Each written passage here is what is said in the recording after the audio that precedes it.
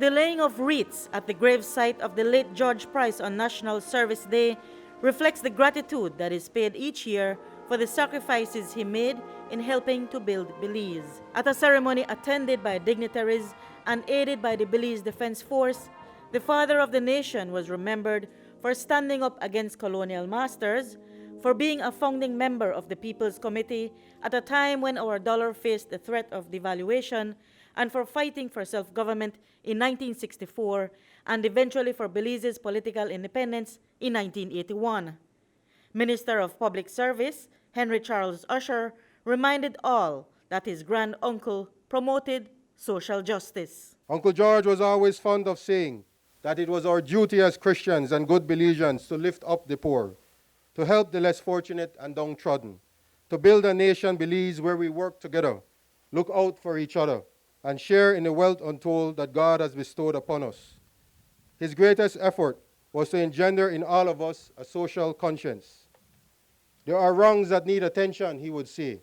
There are poor people who need our help, and we have a responsibility to them and to our country. Retired politician Ralph Fonseca recalled when his father and Price worked together in the 70s. As kids, we went to sleep and woke up hearing Premier Price and our dad working on the phone, discussing agrarian land reform, the budget, building Hattieville, and then Belmopan, and planning the independence and development of Belize.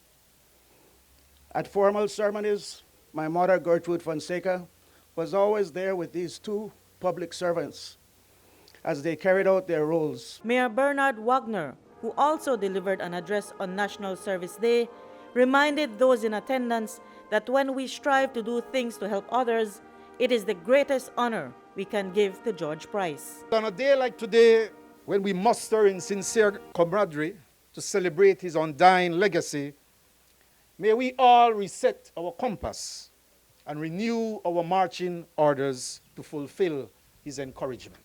Be it extensive or limited, any review of the life he lived suffices to establish that George Price's spirit was innately destined for service to Belize. Prime Minister John Briceño echoed the very sentiment that the service that Price began for his fellow Belizeans must continue. The peaceful, constructive Belizean revolution can only be fulfilled when we truly become a nation of free people whose heart beats with social justice. To achieve this, we need to build a kinder nation where our children do not live in fear and our society is truly living out the preamble of the Constitution that says we must build a nation of people who can achieve their God-given potential. George Price served as head of government of Belize from 1961 to 1984 and from 1989 to 1993. He served as First Minister and Premier under British rule until independence in 1981 and was Belize's first Prime Minister after independence that year. Reporting for News 5, I'm Marion Ali.